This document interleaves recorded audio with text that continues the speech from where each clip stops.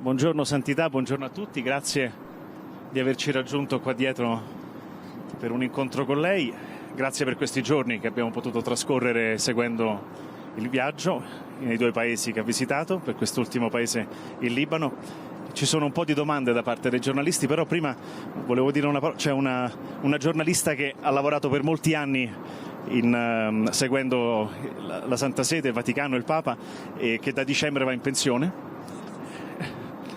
Cindy Wooden, che lavora con la CNS.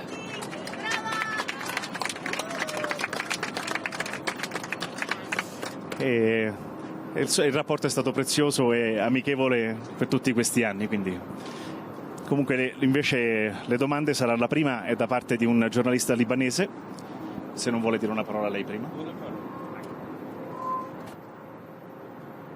Solo una parola, buongiorno a tutti.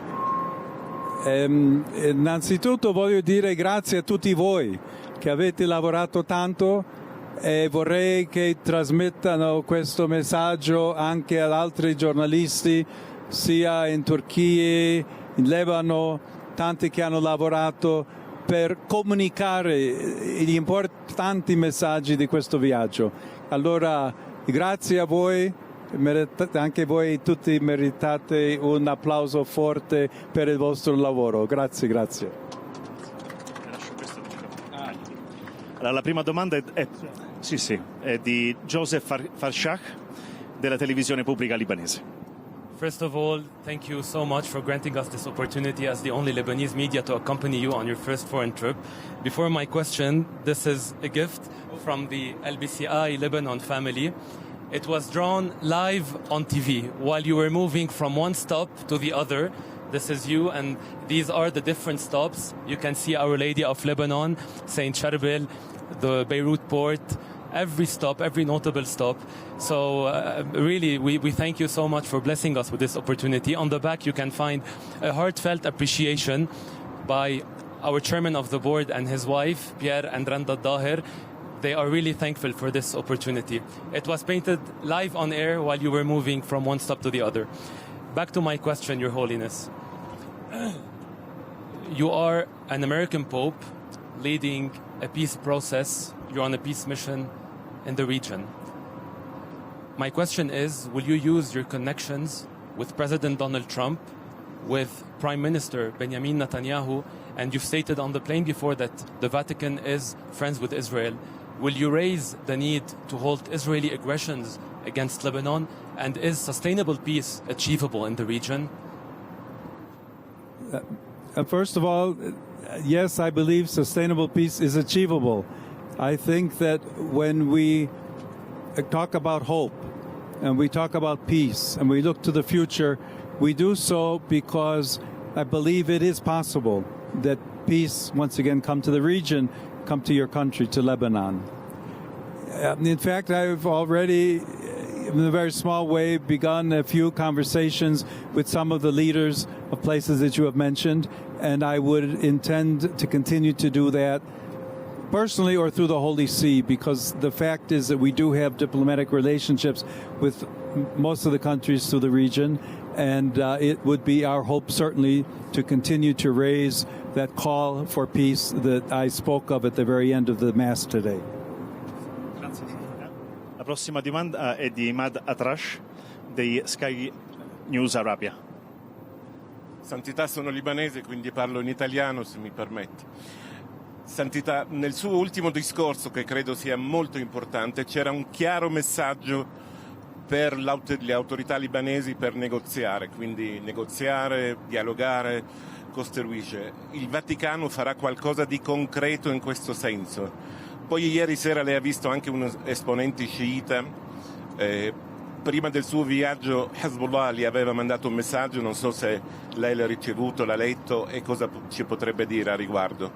La ringrazio molto per aver visitato il Libano, che era un sogno per noi. Bene, grazie. Un aspetto di questo viaggio che non è stato, diciamo, la causa principale, perché il viaggio stesso è nato pensando in questioni ecumeniche con il tema di Nicea, l'incontro con i patriarchi, quelli cattolici, quelli ortodossi, e cercando unità nella Chiesa. Ma infatti durante questo viaggio ho avuto anche incontri personali con rappresentanti di diversi gruppi che rappresentano in realtà autorità politiche, persone o gruppi che hanno anche qualcosa da vedere con i conflitti interni o anche internazionali nella regione. Il nostro lavoro principalmente non è una cosa pubblica che dichiariamo per le strade, è un po' dietro le, come si dice, le quinte, una cosa che infatti già abbiamo fatto e continueremo a fare per cercare di, diciamo, convincere le parti a lasciare le armi e la violenza e venire insieme al tavolo di dialogo, a cercare risposte e soluzioni che non sono violente ma che possono essere più efficaci e meglio per il popolo. Sì, l'ho visto. Evidentemente c'è dalla parte della Chiesa la proposta che lasciano le armi e che cerchiamo il dialogo, però più di questo preferisco non commentare in questo contesto. Grazie Santino. L'altra domanda è da parte di Cindy Wooden di CNS, Catholic News Service. Holy Father, you said a couple months ago that there is a learning curve to being Pope. Can you, and when you arrived at Harissa yesterday with the warm welcome, it looked like you said, wow. Can you tell us sort of what you're learning? What's the most difficult thing to learn for you in being Pope? And you haven't told us anything either about what it felt like in the conclave when kind of it became clear what was happening. Can you tell us a little bit about that? Well, my first comment would be that just a year or two ago, I too thought about retiring someday. You've received that gift, apparently. Some of us will continue to work. The conclave itself, I believe very strictly about the secret of the conclave, even though I know there have been public interviews where some things were revealed. I said to a reporter the day before I was elected, she caught me on the street. I was going to lunch across the street at the Augustinians, and she said, well, what do you think? You've become one of the candidates. And I simply said, everything is in the hands of God. And I believe that profoundly. One of you, there's a German journalist on here who said to me the other day, tell me one book besides St. Augustine that we could read to understand who Prevost is. And there's several I've thought of, but one of them is a book called The Practice of the Presence of God. It's a very simple book by someone who doesn't even give his last name, Brother Lawrence. Read it many years ago.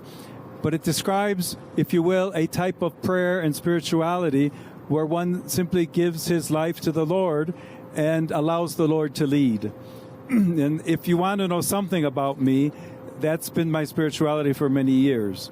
In the midst of great challenges, living in Peru during years of terrorism, being called to service in places where I never thought I would be called to serve to, I trust in God, and that message is something that I share with all people. So what was it like? I resigned myself to the fact when I saw how things were going that I said this could be a reality. I took a deep breath. I said, here we go, Lord.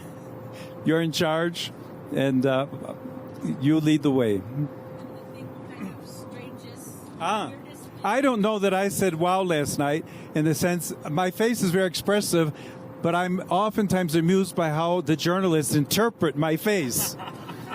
Serious. I mean, it's interesting. Sometimes I get, like really great ideas from all of you because you think you can read my mind or my face. And it's not, you're not always correct. But, I was at the Jubilee for Youth where there were over 1 million young people there. Last night was a small crowd. It's always marvelous to me. I mean, I think to myself, these people are here because they want to see the Pope. But I say to myself, they're here because they want to see Jesus Christ, and they want to see a messenger of peace in this case in particular. So to just listen to their enthusiasm and to hear their response to that message is something that I think that enthusiasm is awe-inspiring. And I just hope I never get tired of appreciating everything that all these young people are showing. Grazie Santità. La prossima domanda viene da Gian Guido Vecchi del Corriere della Sera. Santità, buongiorno. Sono ore di grande tensione tra la NATO e la Russia. Si parla di guerra ibrida, prospettive di cyberattacchi e cose del genere. Ecco, lei vede il rischio di un'escalation, cioè di un conflitto portato avanti con nuovi mezzi, come denunciato dai vertici NATO, e in questo clima ci può essere una trattativa per una pace giusta senza l'Europa, che è stata in questi mesi sistematicamente esclusa dall'amministrazione americana? Questo è un tema evidentemente importante per la pace nel mondo, però dove la Santa Sede non ha una partecipazione diretta perché non siamo membri né della NATO in tutti i dialoghi finora, anche se di nuovo tante volte abbiamo chiesto, diciamo, cessate il fuoco, il dialogo e non guerra. È una guerra con tanti aspetti adesso, anche con l'aumento di armi, tutta la produzione che c'è, ciberattacchi, energia, adesso che viene l'inverno anche c'è un tema molto serio lì. È evidente che da una parte il Presidente degli Stati Uniti pensa che possa promuovere un piano di pace che vorrebbe fare e che almeno in un primo momento è stato senza Europa, però la presenza di Europa infatti è importante e quella prima proposta è stata modificata anche per quello che Europa stava dicendo. Specificamente penso che il ruolo d'Italia potrebbe essere molto importante precisamente per, diciamo, culturalmente, storicamente, la capacità che ha l'Italia di essere intermediaria in mezzo a un conflitto che esiste fra diverse parti, anche Ucraina, Russia, evidentemente Stati Uniti. In questo senso io potrei suggerire che la Santa Sede possa anche incoraggiare questo tipo di mediazione e che si cerchi o cerchiamo insieme una soluzione che veramente potrebbe offrire pace, una giusta pace, in questo caso in Ucraina. Grazie. Grazie Santità. La prossima domanda è di Elisabetta Piquet di La Nación. Anche lei è qua davanti. Gracias, Santo Padre, por este primer viaje internacional, ante todo. Después, bueno, la bandera del Líbano tiene los mismos colores de la bandera del Perú. Es una señal, se va a hacer este viaje a América Latina, teóricamente en la segunda mitad del año próximo, junto a Argentina y Uruguay, que quedaron pendientes. No, fuera de broma, queríamos preguntarle qué viajes está preparando para el año que viene realmente. Y después, hablando de América Latina, está preocupando muchísimo, hay muchísima tensión por lo que está pasando en Venezuela. Hay un ultimátum del presidente Trump a Maduro para que se vaya, para que deje el poder, y una amenaza a derrocarlo con una operación militar. Queríamos preguntarle qué piensa al respecto. Gracias. In quanto ai viaggi, sicuro non c'è niente. Spero realizzare un viaggio in Africa, sarebbe possibilmente il seguente viaggio, per confermare Africa. Personalmente spero andare in Algeria per visitare i luoghi della vita di Sant'Agostino, ma anche per continuare il discorso di dialogo e costruzione di ponti fra il mondo cristiano e il mondo musulmano, diciamo. Già nel passato, in un'altra veste, ho avuto opportunità per parlare proprio di questo tema e interessantemente la figura di Sant'Agostino aiuta molto come ponte perché in Algeria è molto rispettato come figlio della patria. Quello è uno. Qualche altro paese stiamo lavorando. Evidentemente mi piacerebbe tanto visitare America Latina.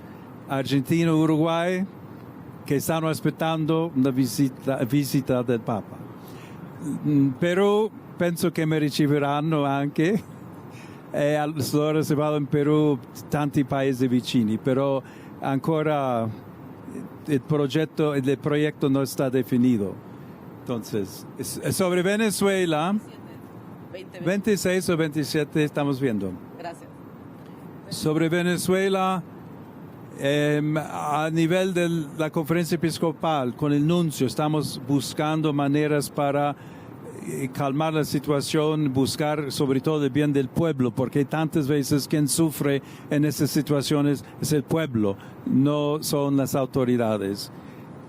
Las voces que vienen de Estados Unidos cambian con cierta frecuencia a veces.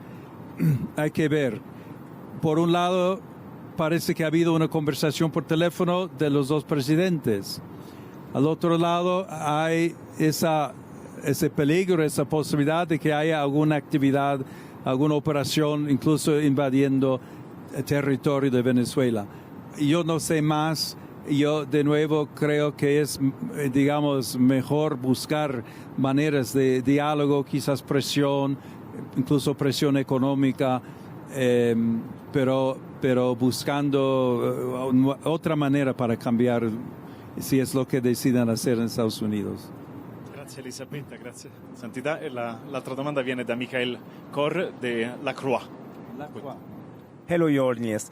Thank you for this very interesting trip. You just talk about continue to build bridge between different worlds, and I like to ask, some Catholics in Europe believe that Islam is a threat to a Christian identity of the West. Are they right? And what would you say to them? All of the conversations that I had during my time both in Turkey and in Lebanon, including with many Muslims, were precisely concentrated on the topic of peace and respect for people of different religions. I know that, as a matter of fact, that has not always been the case.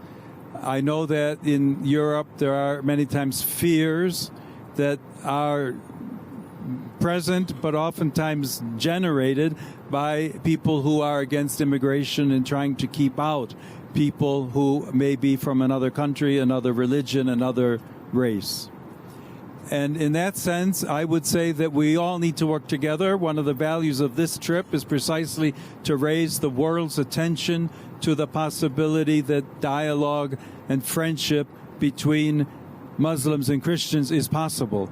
I think one of the great lessons that Lebanon can teach to the world is precisely showing a land where Islam, Christianity are both present and are respected, and that there is a possibility to live together, to be friends. Stories, testimony, witnesses that we heard even in the past 2 days of people helping each other, Christians with Muslims, both of whom had their villages destroyed, for example, of saying we can come together and work together. I think those are lessons that would be important also that we heard in Europe or North America, that we should perhaps be a little less fearful and look for ways of promoting authentic dialogue and respect. Trees of Lebanon. La prossima domanda viene dalla giornalista dell'ARD, Giordana. Santo Padre, la Chiesa in Libano, ok, dovevo chiedere in inglese, sorry. So, the church in Lebanon is supported also by the German church. There are, for example, some German aid agencies very active in Lebanon. So from that point of view, it is important that the German church has to be strong. And you probably know that there is a synodal way, we call it synodaler Weg, a process of change in the German church going on. Do you think this process can be a way to strengthen the church in Germany, or is it the other way around, and why? The synodal way is not unique to Germany.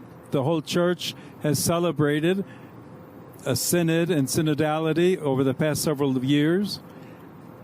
There are some great similarities, but there are also some marked differences between how the synodal Weg in Germany has been carried forward and how it may well continue in the universal church. On the one hand, I would say there is room certainly for respect for inculturation.